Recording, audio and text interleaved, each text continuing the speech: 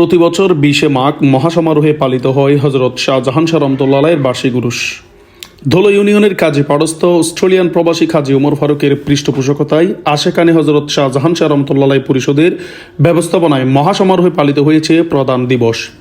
প্রথমে কাজী ওমর ফারুকের বাসভবন থেকে অনেকগুলো হাদিয়ার কাফেলা ভর্তি সাদা পাঞ্জাবি পরিধান করে কাঠিরহাট বাজার হয়ে বাদ্যযন্ত্রসহ নিয়ে যান মাজার শরীফ প্রাঙ্গণে। হাদিয়ার বিশাল এই কাফেলা কাঠিরহাট মহিলা ডিগ্রি কলেজ হয়ে শাহজাহান শাহ মাজার গেট অর্থাৎ দরগা রাস্তা হয়ে যান হজরত শাহজাহান শাহ রহমতুল্লাহ আলাইহির মাজারে।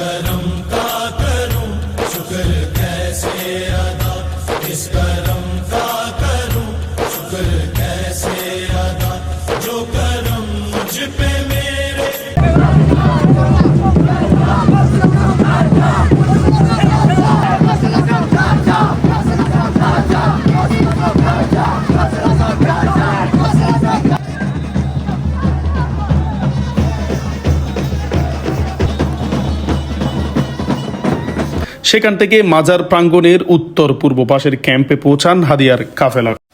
যদিও বা 20 মাঘ প্রধান দিবস, কিন্তু 2 দিন ব্যাপী এই উরুস উদযাপনে 19 মাঘ অর্থাৎ 2 ফেব্রুয়ারি রাতেও অনেকগুলো তবারক বিতরণ করা হয় কাজী ওমর ফারুক চৌধুরীর পৃষ্ঠপোষকতায় আশেকানে হজরত শাহজাহান শাহ রহমতুল্লাহ আলাইহির পরিষদ থেকে।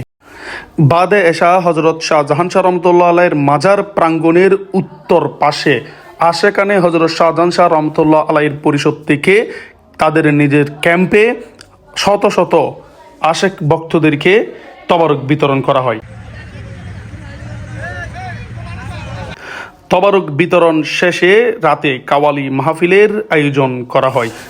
কাওয়ালি মাহফিলে উপস্থিত ছিলেন 2 নামকরা কাওয়াল, সাবিত কাওয়াল ও আরমান কাওয়াল।